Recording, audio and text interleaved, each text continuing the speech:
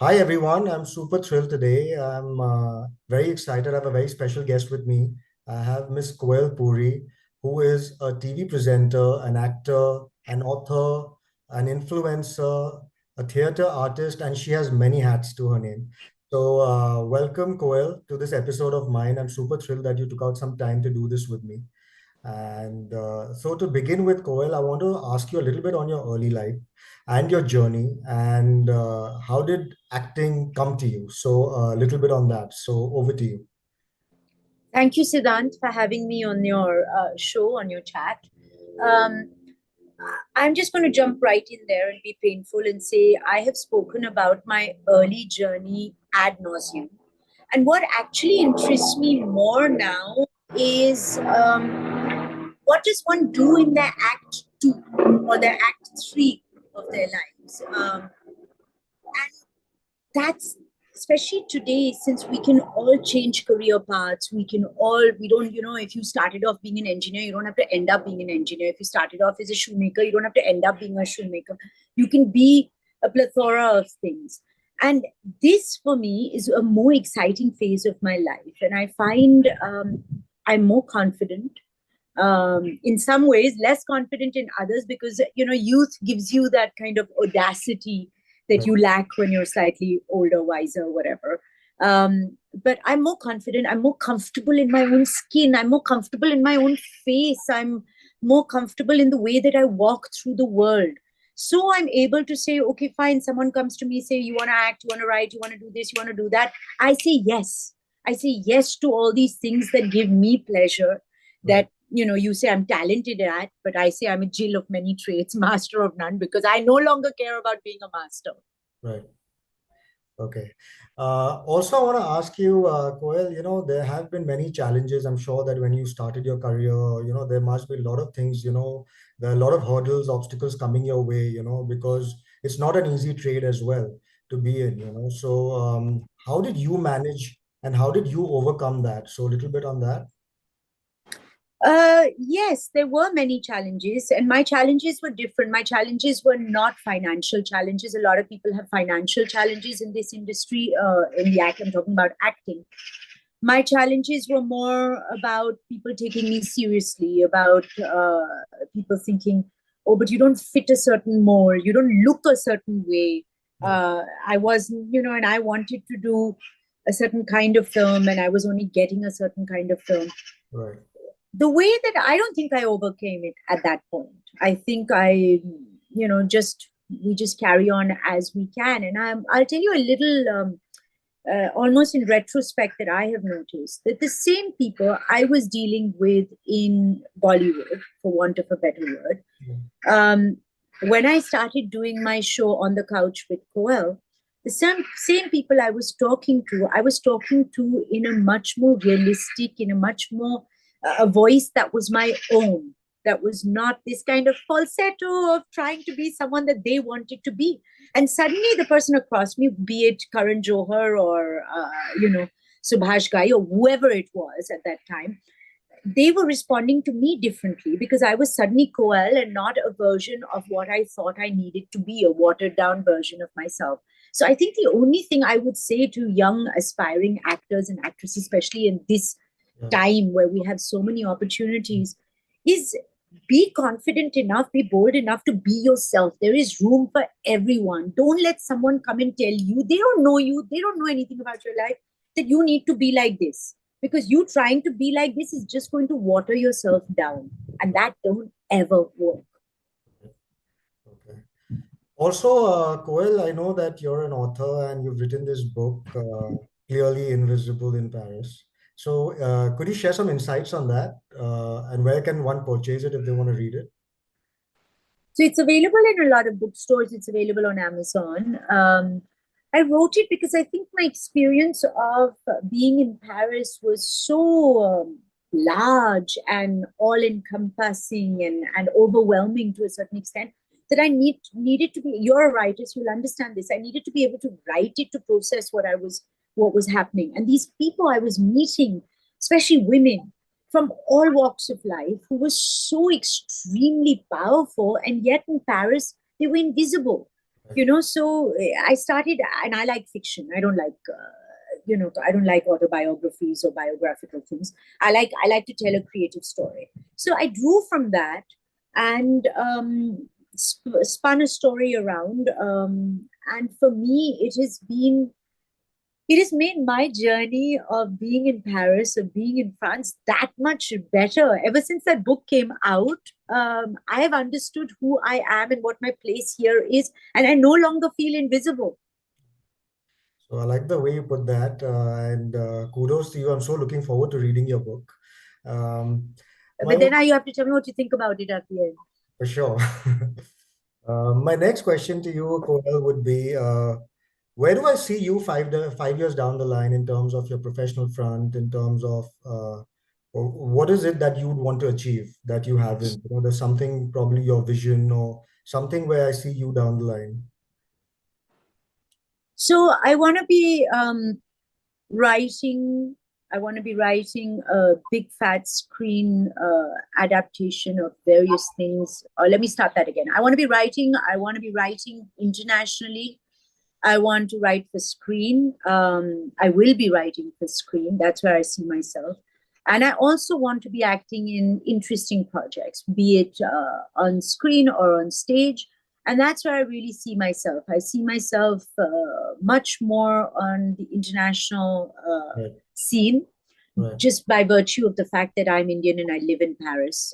Yeah, So by that, I want a foot in India, I want a foot in LA, I want a foot in Europe.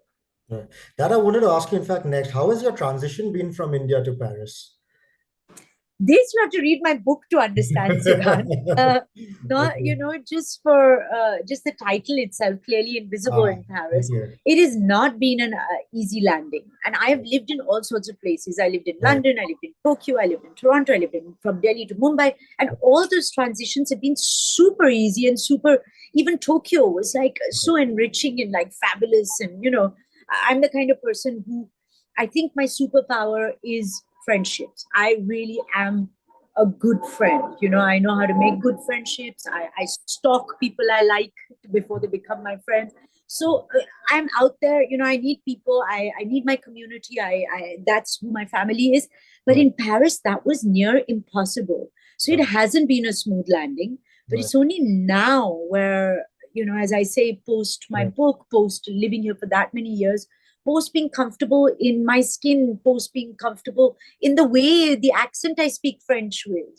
So I'm just like, screw you. You don't want to understand me. Your problem, not mine. Right, right. C'est pas mon problème. Mm, So, great. fini. Nice. And it's been now suddenly I'm in love with Okay. Paris. I'm in love with France. I'm in love with the beauty that Yeah, it offers you. of course. Tell me something. If you want to give a message to the youth of today, to the Gen Zs of today who would like to pursue acting as a career, what is that direct message from your side, which we can give them? It'll be something inspiring, which, according to you, you think is very important for them to know. So there's a couple of things I would say. One, obviously, is to do with the industry. Don't let it dishearten you. Keep at it. If you believe in yourself, you just got to keep reminding yourself, I believe in myself, I believe in myself, I believe in myself, because there will be enough people out there. The minute you step out of your house, who are going to say, no, no, no, no, no, no. And you have to keep saying yes, yes, yes to yourself. Yes, So that's a yes, very important thing. The second thing I think as an actor, and particularly as an actor, not as a musician or an artist, because you see, musicians, artists, they have a daily riyaz. That is part of whether they are actually performing or not performing. They get up in the morning and they do their vocal exercises and stuff. As actors, we wait for, and even for writers, we get up, we write all the time. But as actors, we wait for those opportunities to be able to practice our craft. And this is where I feel that as actors, seek whatever opportunities you're getting or create whatever opportunities you possibly can, be it whether you're acting for Instagram, yeah, or whatever it is, but keep at it. right, Just keep at it. Don't, this is, you have to have your riyaz because this is a muscle and it gets rusty. And then you go for your self tapes and your screen tests and things. You get that one shot and you won't be good because you're out of practice. yeah, So this is a message. This is a very practical message. One is a philosophical one of saying yes, yes, yes, and the other one is practice, practice, practice, practice. Create your own opportunities to practice. Right. What you said is completely agree with you because, even I have that kind of attitude, it's like never to say never. I have also got that attitude in terms of not giving up, always being consistent. If you are passionate about something, you should try all your heart out. And that's something which even I believe in. So that's a very nice message that, will inspire a lot of people, especially coming from you. So thank you for that. Koel, I'm going to do something fun and a little light now. So I'm going to play a little bit of a rapid fire round with you, just to know you a little more personally and some of your favorites. Okay, So, I'm terrible at this, by the way. Just warning you. Okay, so you better edit out all those very long pauses and make me sound much smarter no, than I am. I'm going to ask very simple questions. So it's something which is probably a day-to-day kind of a routine. So great. So my first one would be, who's your all-time favorite celebrity crush? Oh my God, that's not an easy question. Brad Pitt. I'd have to go with Brad Pitt. Okay, Who doesn't love your favorite cuisine which you can eat 7 days a week. Japanese? Okay, your favorite guilty pleasure. Being late. Okay, your favorite dance move. Dancing like a monkey. Okay, a favorite song that you can keep humming to, all the time. So that keeps changing. At the moment, my favorite song is Backbone. I don't know. I'm into the new music through my daughter, which is great. I keep up with all that, and Backbone has got such a rhythm to it. I mean, it's not really a nice. I don't know about the lyrics and stuff, but it's cool. Okay, what is that one adventurous thing that you've done in your life? Oh, there are too many. Stupid. There are too many.